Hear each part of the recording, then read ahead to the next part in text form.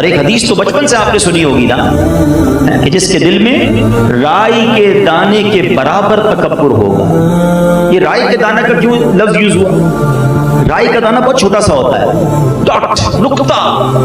اس کا مطلب یہ ہوا کہ اتنا سا بھی تکبر جس کے دل میں ہوگا نا، اللہ کے نبی علیہ الصلوۃ والسلام فرماتے ہیں کہ وہ جنت میں نہیں جائے گا. اب سوچئے جس کا دل بھرا ہوا ہے تکبر سے، اس کا تو پتہ نہیں کیا حال ہوگا. رائی کے دانے کے برابر تکبر بھی ایکسیپٹیبل نہیں ہے. پیارے آقا علیہ الصلوۃ والسلام کی ایک اور حدیث کہ اللہ کے حبیب فرماتے ہیں جو تکبر کی وجہ سے اپنا تہبند لٹکائے گا، اللہ عز و جل قیامت کے دن اس پر نظر رحمت نہ فرمائے گا.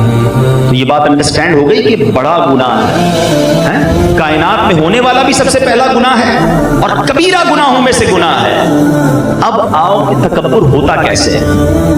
ایک اور بڑا عجب فینومینا ہے، جب بھی تکبر کی بات ہوتی ہے نا تو لوگوں کے ذہنوں میں خیال آتا ہے یہ تو امیر کرتے ہیں، یہ تو پیسے والے کرتے ہیں، ہم تو ہیں غریب، میں کہاں سے تکبر کروں گا، ویسی نوکری والا آدمی. یہ ہے شیطان کا وار.